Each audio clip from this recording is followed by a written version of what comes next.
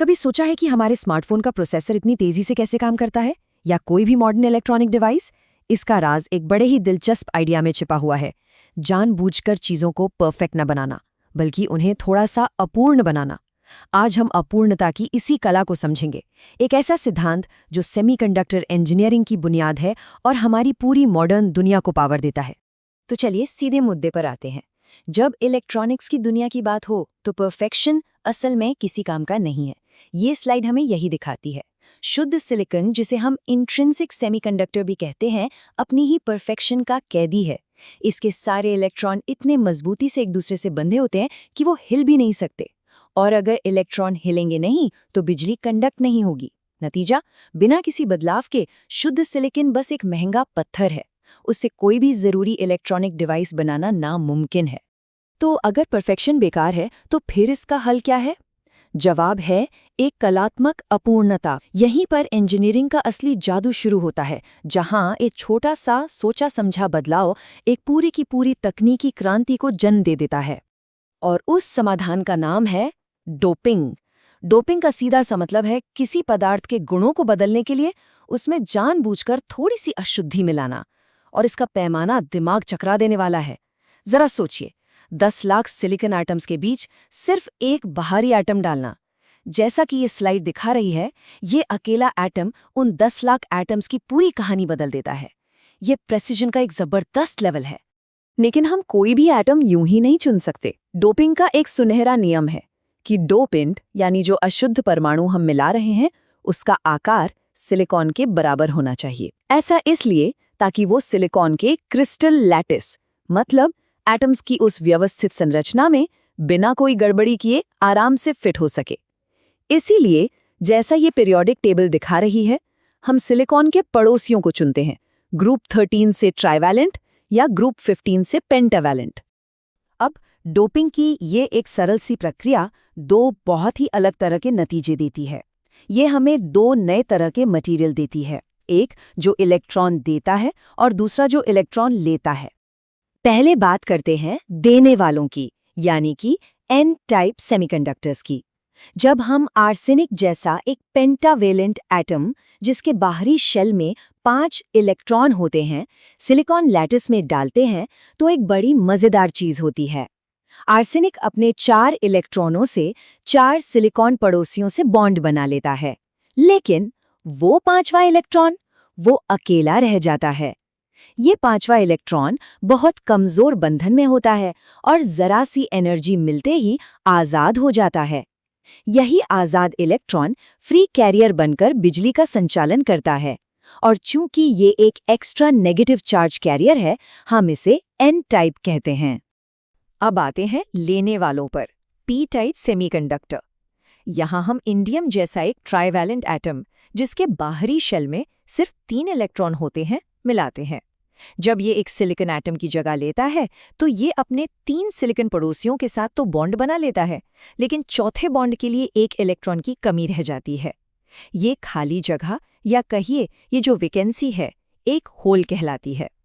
ये होल एक गुजरते हुए इलेक्ट्रॉन के लिए एक जाल की तरह काम करता है, जो उसे भरने के लिए तैयार रहता है। और क्योंकि ये एक पॉजिटिव चार्ज कैरियर की तरह काम करता है, हम इसे पी टाइप मटेरियल कहते हैं। तो कुल मिलाकर फर्क बस इतना सा है। बाईं तरफ एन टाइप में हमारे पास फ्री इलेक्ट्रॉनों की भरमार है, ये मेजॉरिटी कैरियर्स हैं, और दाईं तरफ पी टाइप में इलेक्ट्रॉनों की कमी है, यानी होल्स की भरमार। यहाँ मेजॉरिटी कैरियर्स होल्स हैं, एक देने वाला दूसरा लेने वाला, बिल्कुल सीधा सा हिसाब। अब ये सोचना थोड़ा अजीब है कि एक खाली जगह बिजली कैसे चला सकती है। चलिए इस स्लाइड की मदद से इसे समझते हैं। इसे एक पार्किंग लॉट में खाली जगह की तरह सोचिए। स्टेप 1 में पोजीशन ए पर एक होल है, मतलब एक खाली पार्किंग स्पॉट, और पोजीशन बी पर एक इलेक्ट्रॉन है, यानी एक कार। स्टेप 2 में पोजीशन बी की कार पोजीशन ए के खाली स्पॉट में चली जाती है। स्टेप 3 का नतीजा, कार तो बाईं ओर चली गई, लेकिन अब खाली स्पॉट पोजीशन बी पर आ गया है। ऐसा लगता है जैसे खाली जगह खुद दाईं ओर चली गई हो। असल में तो इलेक्ट्रॉन ही चल रहे हैं, लेकिन ये खाली जगह यानी होल उल्टी दिशा में चलता हुआ दिखाई देता है। और बस इसी तरह पी टाइप मटेरियल में कंडक्शन होता है।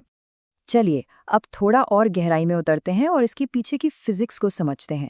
हम देखेंगे कि डोपिंग असल में एनर्जी गैप को हैक करके कंडक्शन को इतना आसान कैसे बना देती है। याद है, हमने कहा था कि शुद्ध सिलिकॉन एक खराब कंडक्टर है। इसका कारण है उसकी एनर्जी बैंड की बनावट। इसे ऐसे समझिए, नीचे है वैलेंस बैंड, वो जगह जहां इलेक्ट्रॉन आराम से रहते हैं। ऊपर है कंडक्शन बैंड, वो जगह जहां पहुंचकर इलेक्ट्रॉन आज़ादी से घूम सकते हैं और बिजली चला सकते हैं। लेकिन इन दोनों के बीच एक बहुत बड़ी एनर्जी गैप यानी खाई है। इस खाई को पार करने के लिए बहुत ज्यादा एनर्जी चाहिए, जो आमतौर पर इलेक्ट्रॉनों के पास नहीं होती। तो एन टाइप डोपिंग इस तस्वीर को कैसे बदलती है?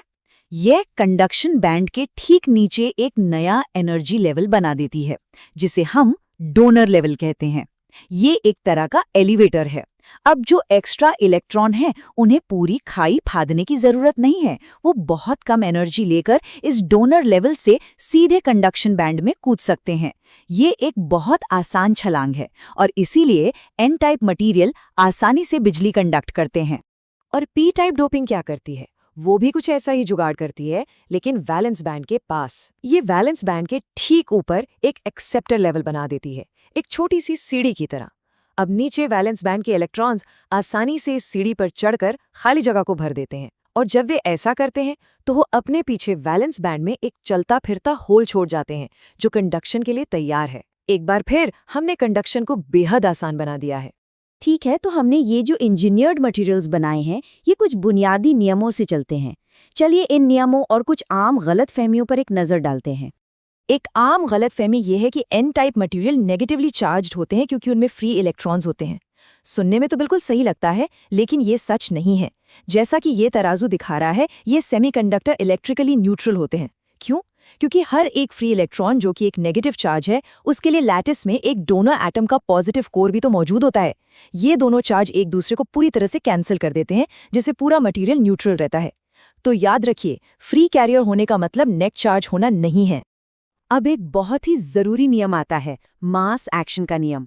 इसका फॉर्मूला है Ne गुणा NH बराबर Ni का स्क्वायर। Ne इलेक्ट्रॉन की कॉन्सेंट्रेशन है, NH होल की कॉन्सेंट्रेशन है और Ni इंट्रिंसिक कॉन्सेंट्रेशन है, जो एक दिए गए तापमान पर फिक्स रहती है। इसका मतलब ये है कि अगर आप डोपिंग करके मेजॉरिटी कैरियर्स की संख्या बढ़ाते हैं, जैसे एन टाइप में इलेक्ट्रॉन, तो माइनॉरिटी कैरियर्स यानी होल्स की संख्या अपने आप कम हो जाएगी। ये एक तराजू की तरह है, एक तरफ का वजन बढ़ता है तो दूसरी तरफ का अपने आप घट जाता है। चलिए इसे एक उदाहरण से समझते हैं कि ये कितना असरदार है। शुद्ध सिलिकॉन में इलेक्ट्रॉन और होल की संख्या बराबर होती है, लगभग 10 की पावर 16। अब हम इसमें सिर्फ 1 पार्ट पर मिलियन आर्सेनिक मिलाते हैं। इस जरा सी मिलावट से इलेक्ट्रॉन की संख्या बढ़कर 10 की पावर 22 हो जाती है, यानी 1 लाख गुना ज्यादा। और मास एक्शन नियम के कारण होल्स की संख्या घटकर सिर्फ 10 की पावर 9 रह जाती है, यानी 10 लाख गुना कम। तो देखिए, डोपिंग ने संतुलन को कितने जबरदस्त तरीके से बदल दिया। तो आइए, अब तक हमने जो कुछ भी सीखा है उसे संक्षेप में देखते हैं और इन इंजीनियर्ड पदार्थों की बनावट को एक साथ समझते हैं। ये तालिका एक बेहतरीन सार है। एन टाइप के लिए हम ग्रुप 15 से पेंटावेलेंट डोपेंट जैसे आर्सेनिक का इस्तेमाल करते हैं। मेजॉरिटी कैरियर नेगेटिव इलेक्ट्रॉन होते हैं और एनर्जी लेवल कंडक्शन बैंड के पास होता है।